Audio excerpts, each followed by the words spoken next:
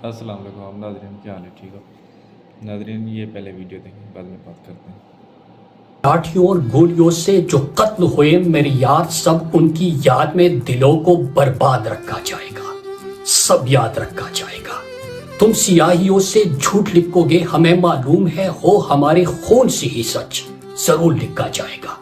Mobile, ٹیلی phone, internet بھری دوپہر میں بند کر کے، سرد اندھیری رات میں پورے شہر کو نظر بند کر کے، ہتھوڑیاں لے کر دفتن میرے گھر میں گھس آنا، میرا سر بدن میری مختصر سی زندگی کو توڑ جانا، میرے لختے جگر کو بیچ چوراہے پر مار کر یوں بے انداز کھڑے ہو کر جھنڈ میں تمہارا مسکرانا، سب یاد رکھا جائے گا، سب کچھ یاد رکھا جائے گا۔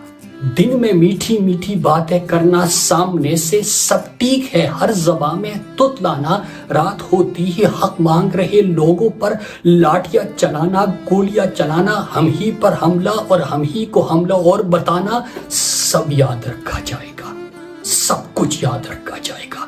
یہ بھی یاد رکھا جائے گا کہ کس کس طرح سے تم نے وطن کو توڑنے کی سازشیں کی، اور یہ بھی یاد رکھا جائے گا کہ کس کس طرح سے ہم نے اس وطن کو جوڑنے کی خواہشیں کی۔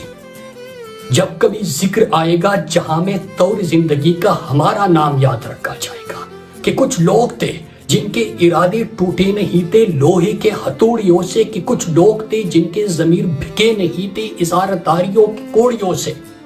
بھلے بھول جائے پلک آنکھوں کو موننا، بھلے بھول جائے زمین اپنی دوری پہ گھومنا، ہمارے کٹے پروں کی پرواز کو، ہمارے پھٹے گلوں کی آواز کو یاد رکھا جائے گا، سب کچھ یاد رکھا جائے گا۔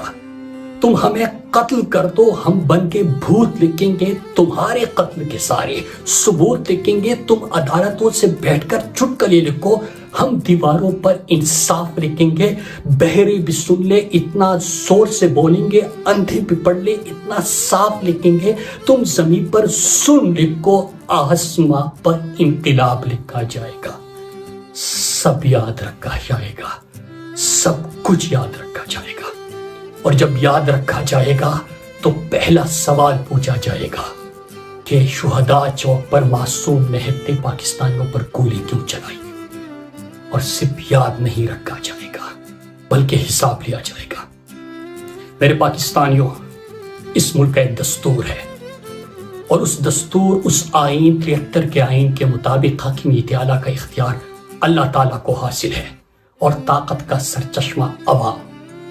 لیکن جب خود کو زمین پر خدا سمجھنے والے، خود کو طاقتور سمجھنے والے، عوام کے فیصلے کے برعکس بلکہ عوام کے فیصلے کو جوتے کی نوک پر رکھتے ہیں، تو پھر 180 سیٹوں والوں کو ہرا کر 17 سیٹوں والوں کی حکومت بنتی ہے۔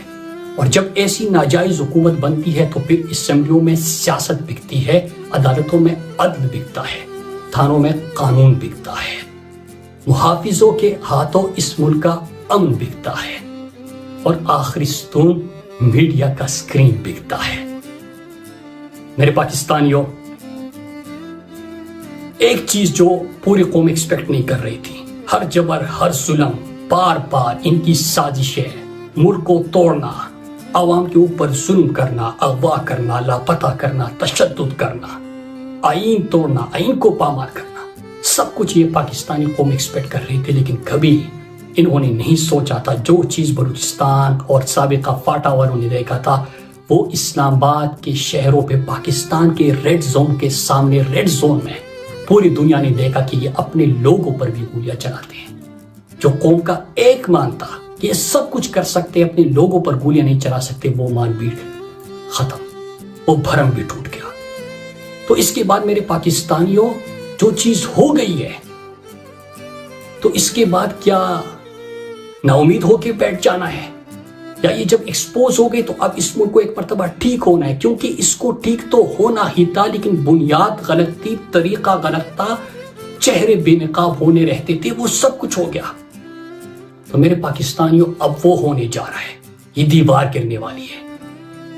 3 چیزیں میں اپنی پاکستانی قوم کے سامنے آج کہنا چاہتا ہوں۔ نمبر 1، پاکستان تحریک انصاف کے کارکنان سے سب سے پہلے میں مخاطب ہوں۔ کہ جب وہ بھرم بھی ٹوٹ گیا، وہ مان بھی نہیں رہا، تو اس کے بعد ہم نے کیا یہ جو قربانیاں دی تھی، جو جبر سہا تھا، جو ظلم سہا تھا، جو پاکستانی قوم پچھلے ریجیم چین آپریشن سے لے کے آج تک پاکستان کا مقبول ترین لیڈر عمران خان، ان کی اہلیہ بشرا بی بی، ان کے اہل خانہ، ان کے کارکنان، ان کی قیادت، خواتین، بچے، بزرگ جو امید کے ساتھ نکلتے ہیں اور یہ اس امید کو توڑنے کے لیے، ختم کرنے کے لیے چار دیواری کو پامال کرتے ہیں، ہر جبر، ہر ظلم کرتے ہیں، سامنے سے گولیاں مارتے ہیں، تو کیا اس کے بعد ہم نے صرف اقتدار میں آنا ہے؟ کیا ہم نے حکومت بنانی ہے؟ کیا ہم نے صرف تمغے اور سندیں اور عہدے اور کرسیاں حاصل کرنی ہیں؟ تو میں اپنے تحریک انصاف کے کارکنان، خاص کر نوجوانوں سے مخاطب ہوں کہ ہم نے صرف حکومت میں نہیں آنا، یہ کرسیوں کے لیے، یہ تمغوں کے لیے، یہ عہدوں کے لیے یہ چیزیں نہیں ہو رہی، یہ پاکستان کو بدلنا ہے ہم نے۔ اور آپ کا لیڈر جو قربانی دے رہا ہے وہ ایک ایسے پاکستان کا خواب ہے جہاں پہ آئین پامال نہ ہو، جہاں پہ پارلیمنٹ یرغمال نہ ہو، جہاں پہ کسی جنرل کا بھی قانون توڑنا مجال نہ ہو۔ ایک ایسا پاکستان بنانا ہے جہاں پہ جس کا جو کام ہے، جو آئین پاکستان میں درج ہے، وہ کرے گا۔ پارلیمنٹ یرغمال نہیں ہوگا، قانون سازی ہوگی، عدلیہ آزاد ہوگی، میڈیا آزاد ہوگا، سب کو حقیقی آزادی حاصل ہوگی، اور چوکیدار کا کام چوکیداری کرنا ہوگا۔ ایسے پاکستان کی جدوجہد کرنی ہے، مشکل ضرور ہے، لیکن جس حد تک پہنچ گئے ہیں اس کے بعد اس کو ٹھیک ہونا ہی ہے۔ نمبر 2، میں پاکستانی قوم سے، اپنے پاکستانیوں سے مخاطب ہوں کہ آپ نے بہت قربانیاں دی، آپ نے جس طرح کے ہزاروں نشان عمران خان کی یاد رکھے، جس طرح عمران خان کے نام پہ اور تصویر پہ پابندی لگی، اب ایک رشتہ بن گیا ہے۔ پہلے بحث ہوتی تھی مائنس عمران خان، پارٹی کو توڑنا، ان سب چیزوں کی، کوئی شخصیت آیا، کوئی گیا، کوئی کسی نے پارٹی جوائن کی، کسی نے چھوڑ دی، اب یہ بیچ میں کوئی نہیں ہے۔ پاکستانی قوم اور عمران خان کا ایک مضبوط رشتہ بن گیا ہے، اور رشتہ وہ پاکستان کو ہمیشہ کے لیے ٹھیک کرنا ہے۔ لیکن میرے پاکستان یہ جدوجہد آپ نے جاری رکھنی ہے، اور آپ نے بتانا ہے کہ آپ اس ملک میں کرایہ دار نہیں، اس کے مالک ہیں، اور آپ ہی اس کے بقا کے حتمی ضامن ہے۔